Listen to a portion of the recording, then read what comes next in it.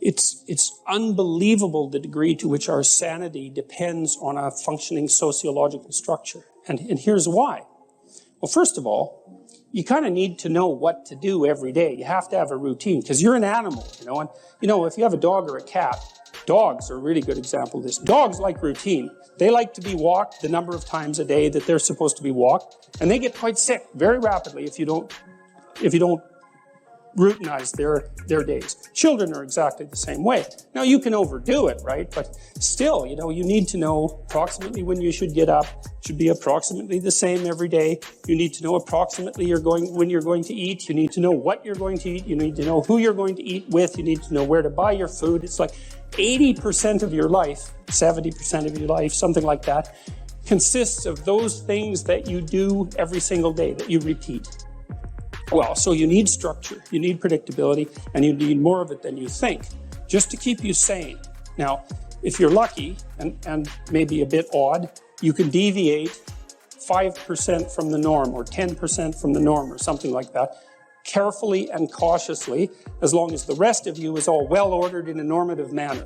You might be able to get away with that, and you might be able to sustain it across time, and people might be able to tolerate you if you do it. Or maybe you'll get really lucky and you happen to be creative, but reasonably well put together, and people will actually be happy that there's something idiosyncratic and unique about you. But even under those circumstances, mostly what you want is to have a routine that's disciplined, that's predictable, and bloody well stick to it. You're going to be way healthier and happier and saner if you do that. And then the other thing that you need, because this is one of the things the psychoanalysts got wrong, I think, is that they overestimated the degree to which sanity was a consequence of being properly structured internally, Because from the psychoanalytic point of view, you're sort of an ego, and that ego is inside you. And of course, it rests on an unconscious structure, but the purpose of psychoanalysis is to sort out that unconscious structure and the ego on top of it, and to make you a fully functioning and autonomous individual. But there's a problem with that, because the reason that you're sane as a fully functional and autonomous human being isn't because you've organized your psyche, even though that's important. The reason that you're sane if you have a well-organized unconscious and ego is because other people can tolerate having you around for reasonably extensive periods of time, and will cuff you across the back of the head every time you do something so stupid that people will dislike you permanently if you continue.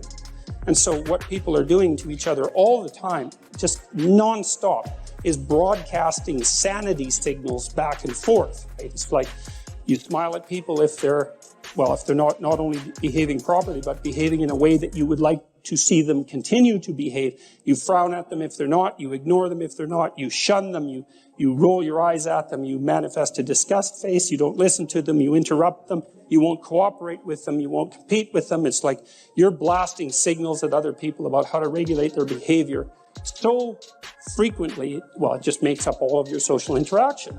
That's why we face each other, and we have emotional displays on our face, and we're looking at each other's eyes, and we know as much as we can about what's going on with each other, given that we don't have immediate access to the contents of their consciousness. And so partly what you're doing with your routine is establishing yourself as a credible, reliable, trustworthy, potentially interesting human being who isn't going to do anything too erratic at any moment.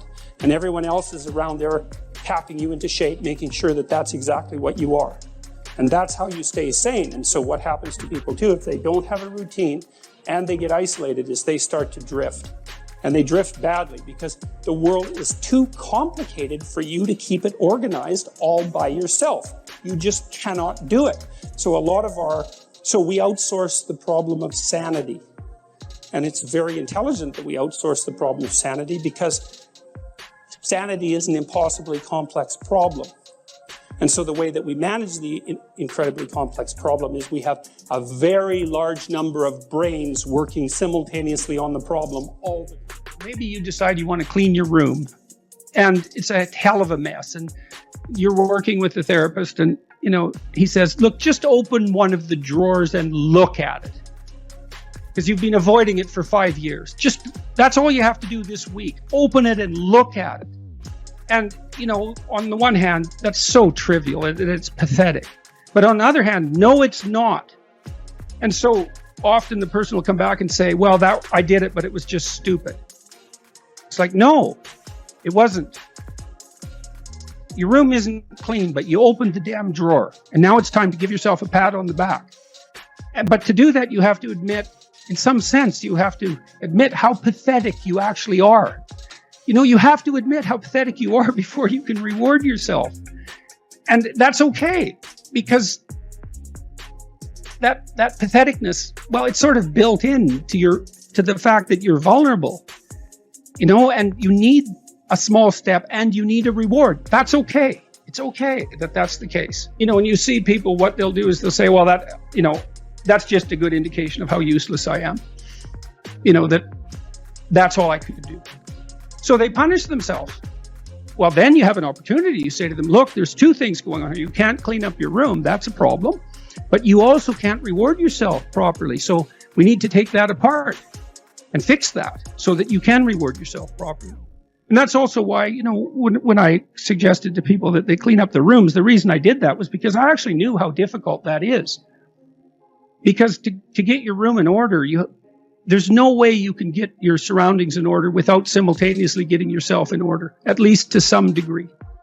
And it's for exactly the reasons I just discussed. What you'll find is the reason the mess is there is because of psychological mess.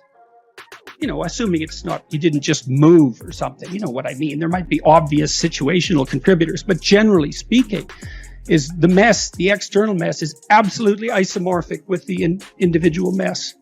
And so it's really powerful to order and beautify something in your immediate environs. It's unbelievably powerful to do that. You learn a tremendous amount. You also may find, for example, maybe your family's dysfunctional.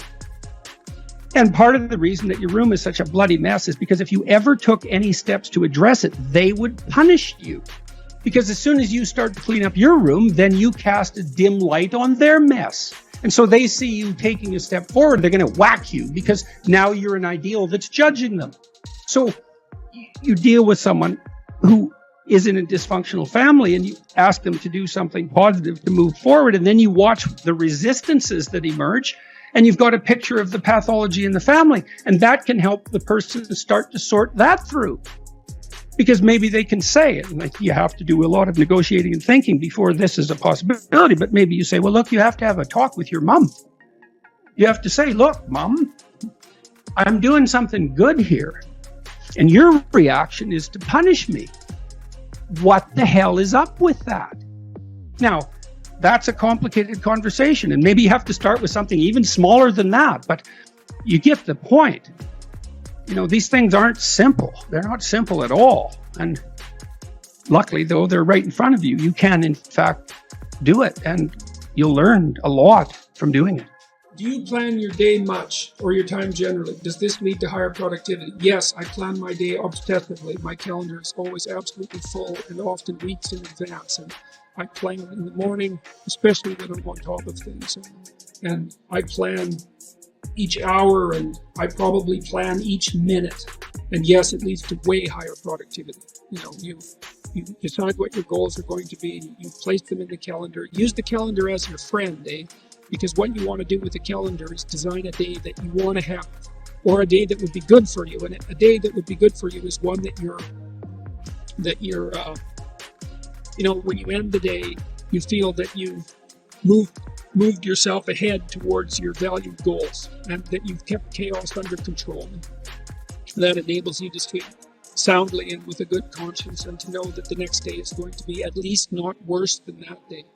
Planning is unbelievably useful. You need to figure out what it is that you're aiming at and why, and then you need to figure out how you're going to break that down over the months and the weeks and the days. But I would approach your calendar like it's your best friend. You think, okay, I'm going to design a week, man, that I really want to have. And that means you can schedule in leisure and all the things that you want to do, which you absolutely should do. And it's also quite fun to give yourself minimal time to do something complicated, because it's quite challenging to see if you can do far more than you thought in far less time. And so that's a fun game. And the other thing you could do is, like, if you're avoiding something, you could schedule in 5 minutes of it and say, well, like if you're avoiding looking at some bills because you're afraid of them, your first step might be to schedule in 5 minutes where you just look at the bill. You don't do anything else. And, you might be able to entice yourself into doing that. So, but I would say learning to plan is unbelievably useful to schedule your time, because that's your life, but schedule the life you want. That means you have to schedule your responsibilities obviously, because responsibilities are those things that ruin your life if you don't fulfill them. And that efficiency thing is really fun. If you guys who are listening are out for a challenge, like one of the things that I think that heightens the meaning in your life is to try to do difficult things, right? Aim high. Don't aim so damn high you can't manage it, and make sure you break down your aims into reasonably attainable sub-goals, but you want to aim high, and then you want to see how hyper efficient you can get. That's a great thing to do in your early 20s, is to see, okay, like discipline yourself. Think, okay, how much work can I do if I load myself right to the maximum? How far can I work? How hard can I work until I exhaust myself? And then you back off, obviously, because the optimal amount of working, productive engagement, let's say, is that which is sustainable across decades. So you have to learn that, but you don't learn that without stretching yourself to your limits to begin with. And if your life isn't everything it could be, and if you're suffering from an excess of meaninglessness, well, it means you're not oriented in the world of chaos and order properly. It's like you could learn to discipline yourself. Figure out what it is that you need to do and that you want to do, and then see how efficient you can get. Because one of the things that's quite fun is to figure out, if you have a task, I always tell my graduate students this if they're doing an experiment too. If you have a task that you have to do, it's really interesting to spend a few minutes, sometimes hours, depending on how long the task is. See if you can figure out how to do it from 5 to 10 times faster. It means you'll have to rearrange the way you think about it, but you can often do it. And that's how extremely productive people get so hyper efficient. Sometimes it means you have to delegate. Sometimes it means you have to bring other people aboard. That's delegation as well, I suppose. But there's a lot of preconceptions that you hold about who you are and who the world is that you could dispense with, that would make you a way more efficient actor in the world.